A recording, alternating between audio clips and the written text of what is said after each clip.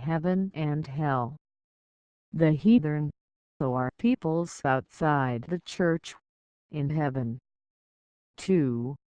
322.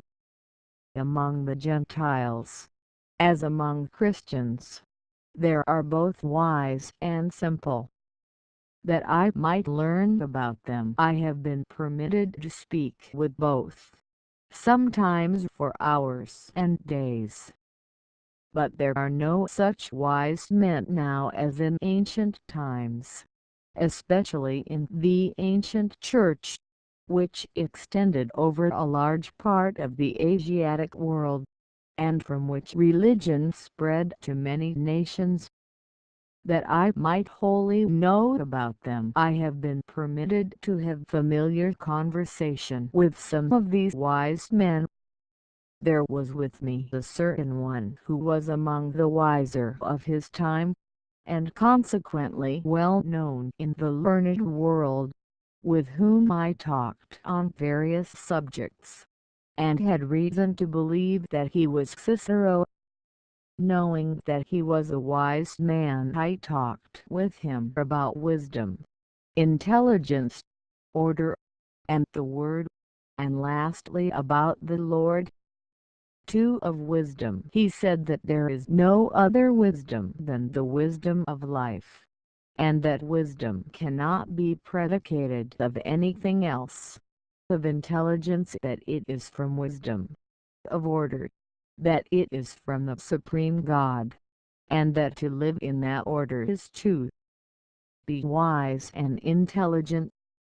As to the Word, when I read to him something from the prophets, he was greatly delighted, especially with this, that every name and every word signified interior things, and he wondered greatly that learned men at this day are not delighted with such study. I saw plainly that the interiors of his thought or mind had been opened.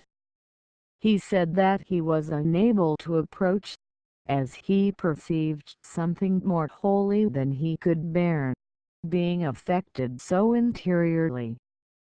3. At length I spoke with him about the Lord, saying that while he was born a man he was conceived of God, and that he put off the maternal human and put on the divine human, and that it is he who rules the universe.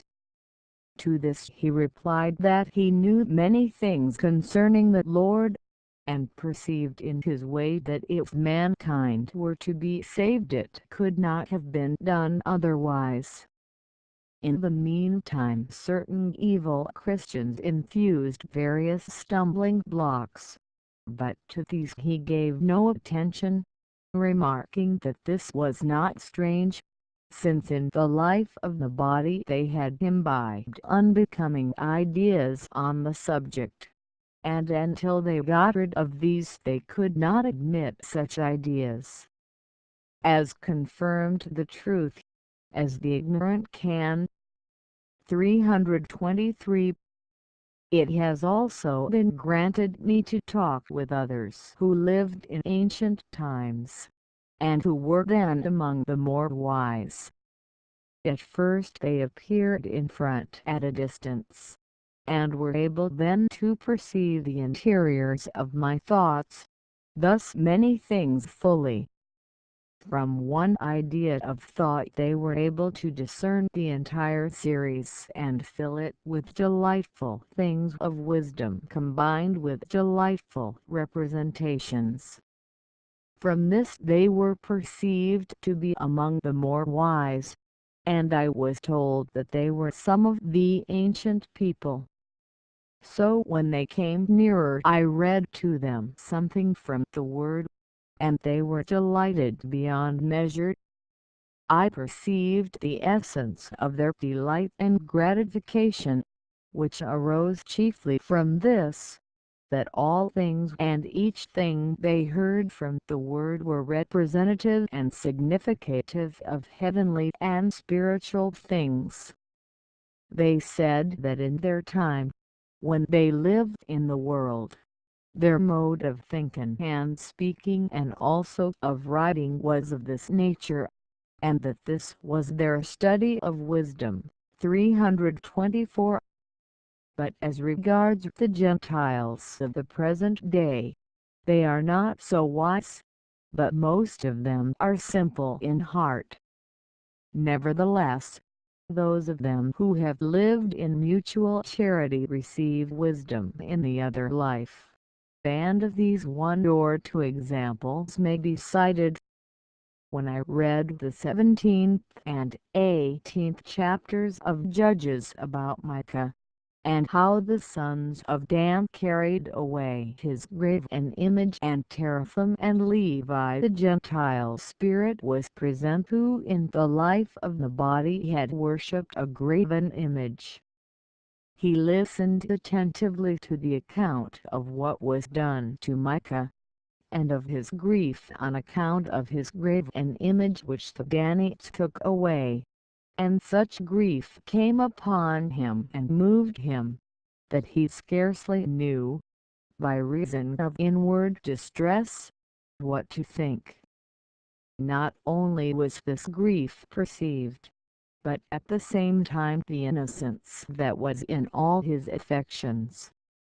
The Christian spirits who were present watched him and wondered that a worshipper of a graven image should be moved by such a feeling of mercy and innocence.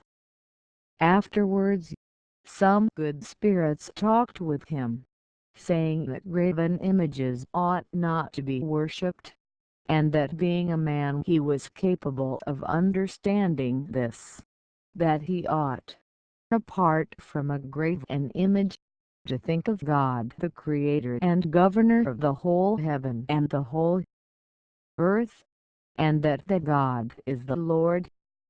When this was said, I was permitted to perceive the interior nature of his adoration, which was communicated to me, and it was much more holy than in the case of Christians. From this it can be confirmed that the Gentiles come into heaven more easily than Christians, at the present day, according to the Lord's words in Luke.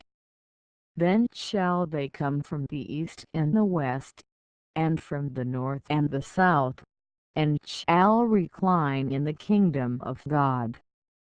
And behold, there are last who shall be first, and there are first who shall be last. Luke 13:29, 30.